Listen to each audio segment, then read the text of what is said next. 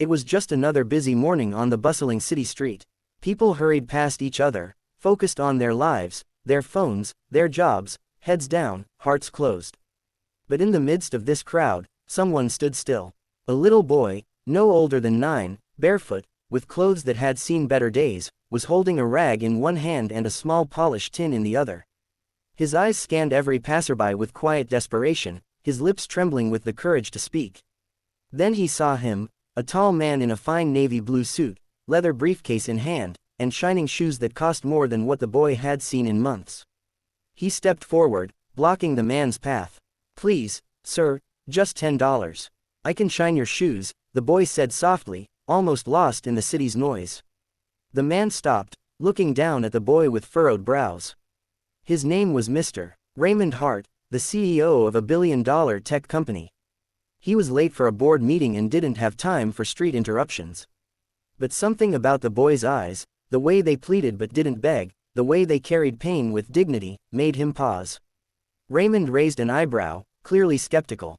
$10 for a shoe shine? That's steep." The boy nodded, his voice cracking. "It's not just for the shine. It's for my mom. She's very sick, and I just need medicine." For a brief second, the city noise faded for Raymond. A flash from his own past haunted him, a memory of when he, too, had once stood in a street corner begging for bus fare to get his mother to the hospital. He had long buried that memory behind suits, meetings, and success. Still, he tested the boy. "What's wrong with your mother?" The boy hesitated, then said, "She coughs all night. She can't get out of bed now. The clinic said she needs antibiotics, but I don't have anything left. I've sold everything, sir. I just need $10. Raymond sighed. "You could just be making up a story to get money." The boy didn't argue. He didn't cry or defend himself. Instead, he dropped to his knees and gently took one of Raymond's shoes, beginning to shine it with focused care. Not a word more, just polish and effort. Raymond stood still, speechless. He could have pulled away, but he let the boy work. When the job was done, the boy looked up and offered a shy smile. "Thank you for letting me, sir." Raymond handed him a $10 note. But the boy didn't take it. "I didn't finish the other shoe." Raymond's lips parted slightly. He bent down and placed his hand on the boy's shoulder. "What's your name?" "Eli," he whispered. "Where do you live?" The boy hesitated again, but something in Raymond's tone felt different. "Safe. Just across the alley behind the clinic. Room 12 in the old building." Raymond nodded, pulled out his wallet, and handed over not $10 but a crisp $100 bill.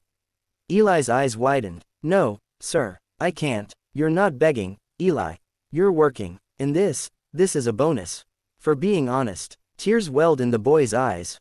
He didn't speak, just nodded, then turned and ran down the alley as fast as his little legs could carry him.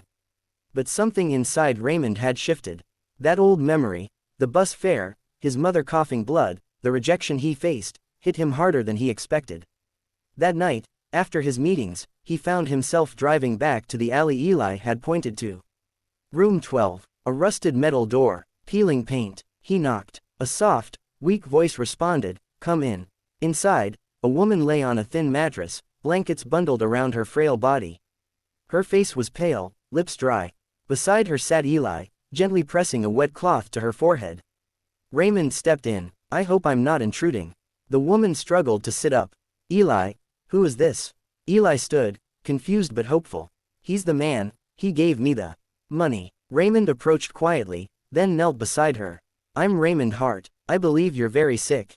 May I help?" She smiled weakly. "You already have that medicine, it's more than enough." But Raymond shook his head. "No, ma'am, this city failed you. I failed you, but not anymore." That night, Raymond called in his private doctor.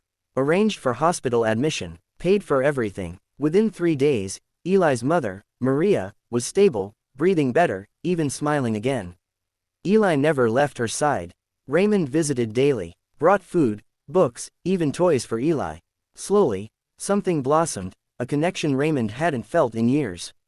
He learned that Eli used to be in school, top of his class, until Maria fell ill. They had no family, no support. Eli gave up everything to care for her, his education, his meals, his childhood. Raymond's heart, so used to boardroom battles and cold contracts, began to thaw. One afternoon, As they sat by Maria's hospital bed, Eli looked up and asked, "Do you think people can be lucky, even when everything goes wrong?" Raymond smiled softly. "Sometimes, the worst days lead us to the best people." Maria reached out and held Raymond's hand. "You didn't just save me. You saved my son's hope." Months passed. Raymond didn't forget them. He enrolled Eli back into school, paid the full tuition, hired Maria as an administrative assistant in one of his offices, making sure she worked light hours, with full health coverage. And then came a bright sunny morning, a year later. Raymond stood on stage at a youth summit, about to give a keynote speech. Before he did, he called someone up. "Ladies and gentlemen," he said to the packed auditorium, "a year ago, I was reminded of something we all forget, that greatness doesn't always wear a suit. Sometimes, it wears torn clothes, carries a rag, and shines your shoes with more pride than a man behind a desk." The crowd watched as a young boy, in a neatly pressed school uniform, walked up on stage. His name was Eli. Raymond continued, "This boy taught me what strength looks like. Not in power, but in love. Not in wealth, but in sacrifice." And today, I announce the Eli Foundation, an initiative to help underprivileged children access healthcare and education. Because every Eli deserves a chance. The crowd stood and applauded, many with tears in their eyes. Eli looked up at Raymond and whispered, "You gave me a future." Raymond bent down, hugged him tight, and said, "No, Eli. You reminded me of mine." And in that moment, two worlds, one from the top, one from the street, collided not in charity, but in humanity. It wasn't just a story about giving. It was a story of healing, of remembering, of choosing to see the invisible. Because sometimes, all it takes is $10, a rag, and a heart that won't give up.